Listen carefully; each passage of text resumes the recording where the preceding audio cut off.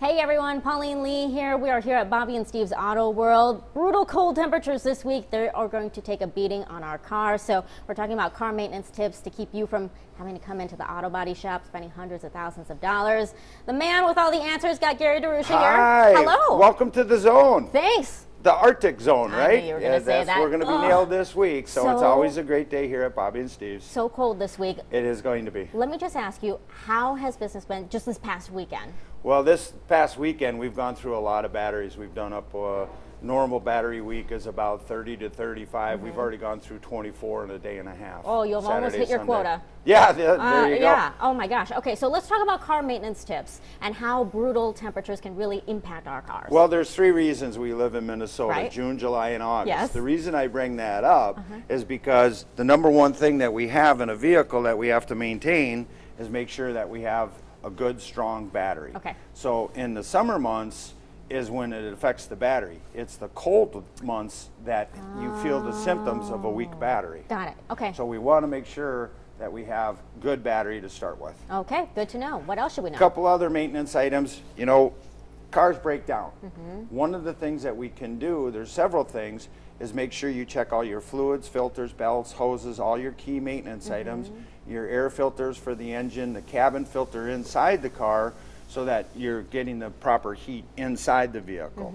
Couple of maintenance items that we talk about, again, changing the oil, 3 months, 3,000. Most cars today are 6 months, 6,000. What are you doing between those 3 months? Now, synthetic oil is best for the engine, especially today's environment. Right. But one of the things that you want to do is we have an additive cleaner where we put the cleaner in the engine. Let's look at that. You put the cleaner in the engine. Yeah. You run the engine for about 5-10 minutes. That way when you drain the plug, it cleans all that sludge and buildup out of the inside of the engine, so that you're getting complete capacity of the oil being drained out of the engine, so that when you add the new oil, you're adding the proper amount. All right. The other thing that we've talked about is an isopropyl or a heat product. Put that into your fuel tank these cold winter months. Every time you fill up, add a bottle of additive. That helps take the moisture out of your gas line. So when you're cranking it over, especially with fuel injected, you do not want to put your foot on the gas pedal because you're going to flood it out. Isopropyl will help, or a heat product will help take that moisture out Just of the... one whole bottle? One whole bottle with every tank. Oh, okay. And make sure you keep your tank full during these cold hours. That's very And then obviously the diesel gel ups. Right. All those diesel drivers out there know exactly what I'm talking about, so that they don't get gelled up and their engines will crank over. So there's a lot of products out there. The best thing, again, fresh oil, strong battery, key maintenance items on your filters and fluids and belts and hoses. Let's talk about tires, because chances are a lot of tire pressure lights are going to be clicking on. Oh, they're going to be on all day. It's going to be fun. Yes. But yeah, when you air up tires, you have to make sure that you look on the inside of the driver's door. That's going to tell you the PSI they want. A lot of cars have one PSI for the rear, one PSI for the front. They have staggered size tires. Don't go by what says on the tire. That's maximum pressure. The manufacturer designed the vehicle to be safe, drive, and handle. That's why they want those pressures where they're at. And what happens if we don't take care of our tires? If we just run and they're not as inflated as they should be? What Okay. happens to our car? Well, it doesn't handle and perform the way it's designed to. You're going to hit that pothole, and that tire under pressure is going to impact the rim. And now you're talking about a bent rim where you're going to have it repaired or replaced. And then when you hit those potholes, what's going to happen to that suspension? Okay, yeah. and the ball joints and the tie rods and the steering and your complete suspension.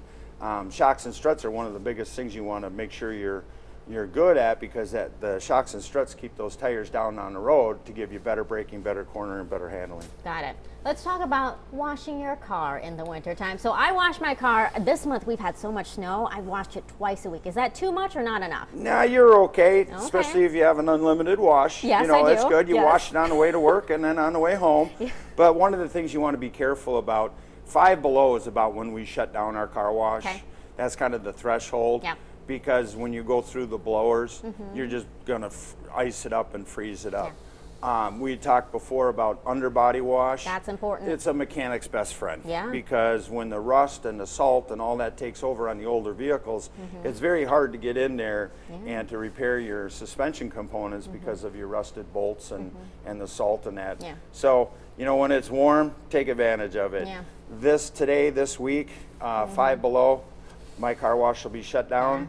But we're going to make it a fast lane for batteries because we'll open up. I can get 5 cars in the chute, and we can do batteries while you wait. Oh my gosh. That's okay, so crazy. if we didn't wash our cars very often as we should in the wintertime, how fast could rust happen? What are you talking about? Like 1-2 years? 2 years? It all depends on what they did at the line when they Yeah. built the car and what kind of undercarriage they have and what they've done with that, if they have that undercoating on there or not. But yeah, it's Minnesota.